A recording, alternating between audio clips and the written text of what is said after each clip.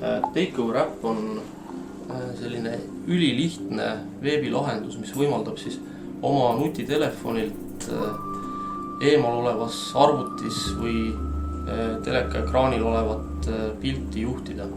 Ehk nii nagu meil kõigil on tänapäeval enamasti mingisugused failid, mis on kuskil võrgus, olgu nad siis kas Flickeris või Picasas või kellel on ka videod YouTube'is või Vimeos. Ja loomulikult ka kõige suuremas videote ja piltide hoidmise kohas täna Facebookis, siis neid on lihtne vaadata kuskil oma arvutis, aga väga raske on neid saata näiteks telekaekraanile või saata neid ka näiteks kuskil eemal oleva sõbra arvuti ekraanile selleks, et neid näidata. Täna Takeover äpp on siis selline lahendus, mis selle probleemi kasutajate jaoks põhimõtteliselt ära lahendab. Selleks, et teda kasutada, on vaja ainult nutitelefoni.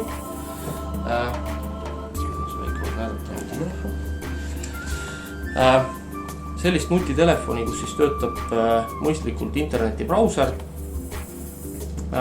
Nutitelefon ei vaja ühtegi konkreetset äppi, see tähendab seda, et midagi telefoni installeerima ei pea, mingisugust downloadi aega ei ole, põhimõtteliselt kohe, kui soovid, saab hakata kasutama meie äppi. Ja nüüd siis Veiko näitab praegu seda, kuidas ta on arvuti ekraani üle võtnud ja juhib seda oma telefonist.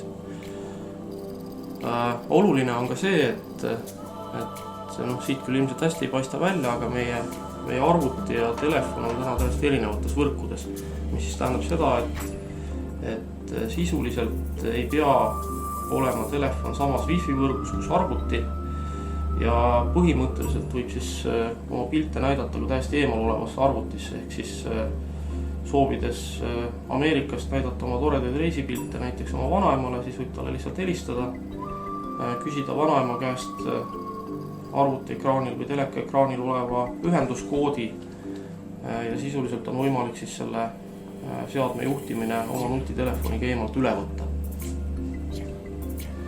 Praegu Veiko näitab seda, kuidas siis on võimalik Flickrist ja Picasast erinevaid pilte manada ekraanile.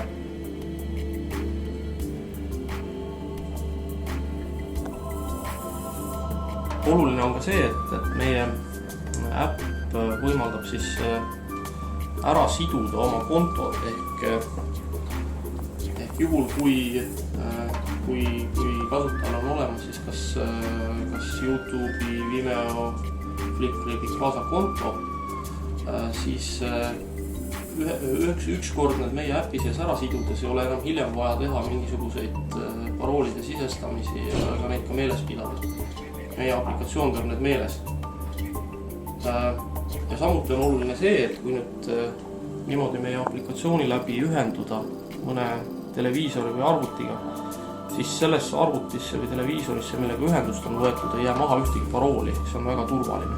Sisuliselt on võimalik minna sõbra juurde, näidata oma reisipilte sõbra ilusa suure televiisori peal, kartmata seda, et midagi sõbra juurde maha jääks või mingid ligipääsu õigusi maha jääks.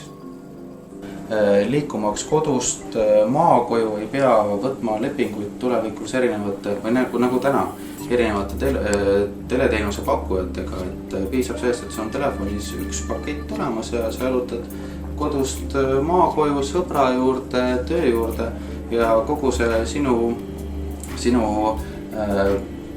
tellitud kanalid, filmid, kõik pildid, videod liiguvad alati sinuga koos ja kaasas.